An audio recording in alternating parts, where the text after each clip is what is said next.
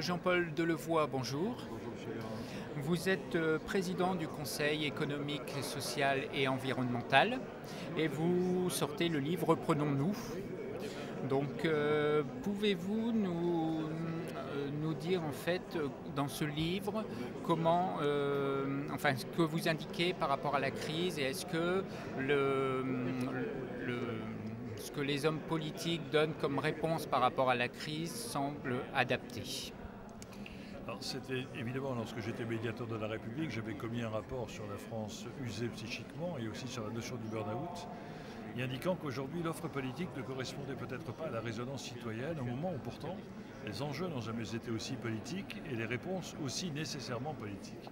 Et on voit bien que le décalage entre la dimension des enjeux et quelquefois le petit calcul politicien est aujourd'hui en train d'interpeller nos concitoyens qui s'interrogent sur leur devenir et qui ne cherchent pas à savoir si le pouvoir doit être donné à telle ou telle personne, c'est quel projet de société, quelle vision, quel avenir peut être garanti par tel ou tel candidat.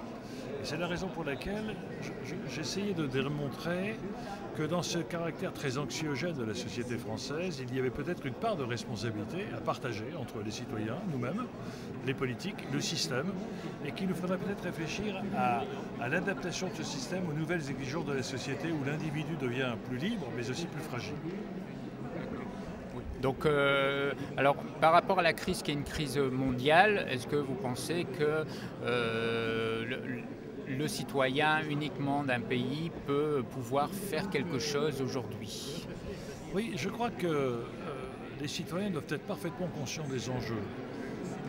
Ils veulent être coproducteurs du futur. Et ils veulent qu'une respiration démocratique nouvelle se mette en place. Ce n'est pas le politique qui arrive, qui décide et le peuple obéit. C'est fini cela.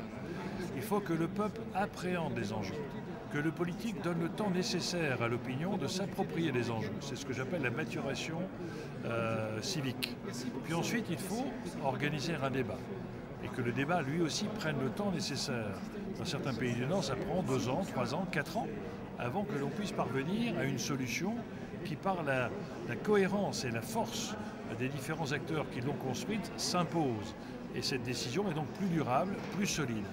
Et je crois que c'est quelque chose qui est contraire à la culture politique française, qui est souvent une culture de la domination, de la contrainte et de l'émotion, alors qu'aujourd'hui, il faut reconstruire des convictions, obtenir des adhésions et faire participer les citoyens à l'élaboration des destins collectifs. Alors c'est quelque chose qui n'est pas facile parce que dans la crise d'aujourd'hui, bon, c'est une crise de la dette et de déficit avant tout et puis de la dette. Bon, aujourd'hui ça demande aussi peut-être un changement de mode de vie du citoyen. Pensez-vous que voilà, est-ce qu'il y a de vraies réponses possibles entre ce que est prêt à concéder le citoyen et puis ce que recherche l'homme politique qui est confronté finalement au marché financier, au diktat des marchés financiers? Le diktat des marchés financiers, c'est parce que les politiques se sont mis en situation de faiblesse et ont besoin de financement de la dette. Le problème de la dette, c'est est-ce que la croissance va tuer la dette ou est-ce que la dette va tuer la croissance? Donc on voit bien qu'il y a des choix politiques extrêmement importants, dans la mesure où aujourd'hui nous devons nous interroger sur ce qui fait croissance et ce qui ne fait pas croissance. Et on peut aussi avoir peut-être d'autres éléments, c'est que même avec des taux de croissance, la création d'emplois n'est plus aussi évidente que par le passé. Donc nous avons en même temps la croissance économique, la solidarité sociale, les problématiques de prélèvement pour financer des politiques de solidarité. Donc il y a tout à recomposer, un contrat économique, un contrat social qui nécessite évidemment une maturation, une discussion, une appropriation par chacun et non pas des ajustements loi de finances par loi de finances. Et je crois que c'est cela que je voudrais dire. On a tous les atouts en France pour relever les défis qui sont devant nous. Il faut un sursaut européen. C'est extrêmement déterminant pour l'équilibre du monde, mais ça ne se construira pas élection par élection, campagne électorale par campagne électorale. Il faut au contraire qu'il y ait des sillons qui soient creusés au-delà de la temporalité politique.